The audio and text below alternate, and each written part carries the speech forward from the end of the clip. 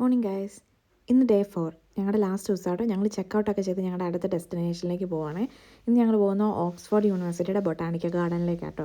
അപ്പോൾ അതിനകത്തെ വ്യൂസൊക്കെയാണ് നിങ്ങൾ കാണുന്നത്. ഇവിടെ ഇൻഡോറിലും ഔട്ട്ഡോറിലും ചെടികൾ വെച്ചിട്ടുണ്ടായിരുന്നു കേട്ടോ. ഞങ്ങൾ ആദ്യം കാണിക്കുന്നത് ഇൻഡോർ, അതായത് ഗ്ലാസ് ഹൗസിലുള്ള ചെടികളുടെ വിശേഷം. ഇവിടുത്തെ ഏറ്റവും വലിയ അട്രാക്ഷൻ ആയിരുന്നു കേട്ടോ ഈ കാണുന്ന റെഫ്ലേഷ്യ, ലോകത്തിലെ ഏറ്റവും വലിയ പൂവ്. ഞാൻ ആദ്യമായിട്ടാണ് ഇതിനെ നേരിട്ട് കാണുന്നത്. അതുമാത്രമല്ല, നമ്മുടെ നാട്ടിൽ കാണുന്ന കൊക്കോമരവും കപ്ലങ്ങയും ചേനയും അങ്ങനെ തുടങ്ങി നമ്മൾ നാട്ടിൽ കാണുന്ന എല്ലാ സാധനങ്ങളും ഇവിടെ ഈ ഗ്ലാസ് ഹൗസിൽ കൂടെ ഇവർ സെറ്റ് ചെയ്തിട്ടുണ്ടായിരുന്നു കേട്ടോ. ഇവിടെ ഏകദേശം more than 5000 different species of plants ഇവിടെ വളർത്തുന്നുണ്ട് കേട്ടോ. ഞാൻ ഇതുവരെ കണ്ടിട്ടില്ലാത്ത പല പ്ലാന്റുകളും ഇവിടെ കണ്ടു.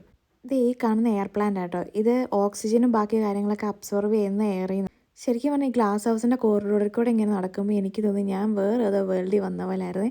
അങ്ങനെയായിരുന്നു കേട്ടോ ഇവിടെ അറേഞ്ച് ചെയ്ത് വെച്ചിരിക്കുന്നത്.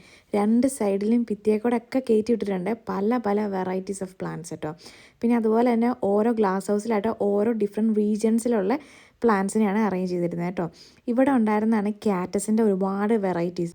ഞാൻ എൻ്റെ ലൈഫിൽ ആദ്യമായിട്ടാണ് കേട്ടോ ഇത്രയും വലിയ ക്യാറ്റസിനെയൊക്കെ ഇവിടെ കണ്ടത്. അതും പല പല വെറൈറ്റീസ് ഓഫ് ക്യാറ്റസ്. അതുമാത്രമല്ല, ഡെസേർട്ടിൽ വളരുന്ന ഒരുപാട് വേറെ പ്ലാന്റ്സ് ഇവിടെ ഉണ്ടായിരുന്നു കേട്ടോ.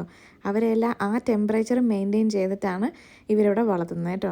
അങ്ങനെ അവിടുന്ന് കുറേ ഫോട്ടോസും വീഡിയോസൊക്കെ എടുത്ത് ഞങ്ങൾ അടുത്ത ഗ്ലാസ് ഹൗസിലേക്ക് പോയിട്ടോ. അവിടെ ഉണ്ടായിരുന്ന വെറൈറ്റി എന്ന് പറഞ്ഞാൽ ഗ്രീൻ പ്രഡേറ്റേഴ്സ് ആയിരുന്നു.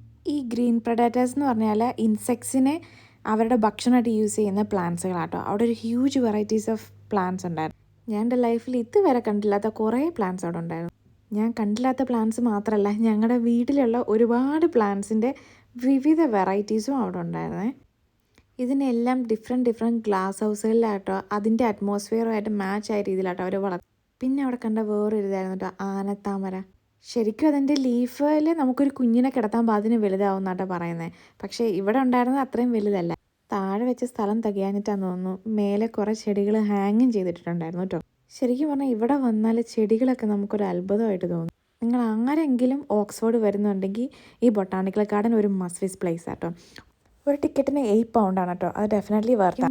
ശരിക്കും പറഞ്ഞാൽ ഒരു 5-6 ഗ്ലാസ് ഹൗസുകളിലായിട്ട് ഇവർ ഒരു ഫോറസ്റ്റ് തന്നെ ഇവിടെ സെറ്റാക്കി വെച്ചിട്ടുണ്ട് കേട്ടോ. നമ്മുടെ ജീവിതത്തിൽ തന്നെ കാണാൻ ചാൻസ് ഇല്ലാത്ത ഒരുപാട് ചെടികൾ ഇവരിവിടെ വെച്ചിട്ടുണ്ട്. അപ്പോൾ എന്തായാലും നിങ്ങളിവിടെ വരുവാണെങ്കിൽ ഇവിടെ വന്ന് വിസിറ്റ് ചെയ്യണേ. പിന്നെ ഞാൻ മുന്നേ പറഞ്ഞ പോലെ ഇത് മെയിൻറ്റെയിൻ ചെയ്യുന്നത് ഓക്സ്ഫോർഡ് യൂണിവേഴ്സിറ്റി ആട്ടോ. അപ്പോൾ അവരുടേതായ ഒരു രീതിയിലായിരിക്കില്ല ഇതെല്ലാം ഇങ്ങനെ അറേഞ്ച് ചെയ്തിട്ടുണ്ടാവുക. അപ്പോൾ എന്തായാലും തീരെ മോശം ഉണ്ടാവില്ല. ഈ ഗ്ലാസ് ഹൗസിൽ കൂടെ അല്ലാതെ ഔട്ട്ഡോറിൽ ഒരുപാട് പ്ലാന്റ്സ് വെച്ചിട്ടുണ്ടായിരുന്നു കേട്ടോ. അവരെല്ലാം ഇങ്ങനെ ലേബൽ ചെയ്തായിരുന്നു വെച്ചിരുന്നിട്ടുണ്ടായിരുന്നത്. അങ്ങനെ ഈ ബൊട്ടാണിക്കൽ ഗാർഡനോടെ നമ്മുടെ ട്രിപ്പ് അവസാനിക്കാം കേട്ടോ. അപ്പോൾ നെക്സ്റ്റ് വീഡിയോയിൽ ഒരു പുതിയ കണ്ടൻറ്റായിട്ട് നമുക്ക് കാണാം.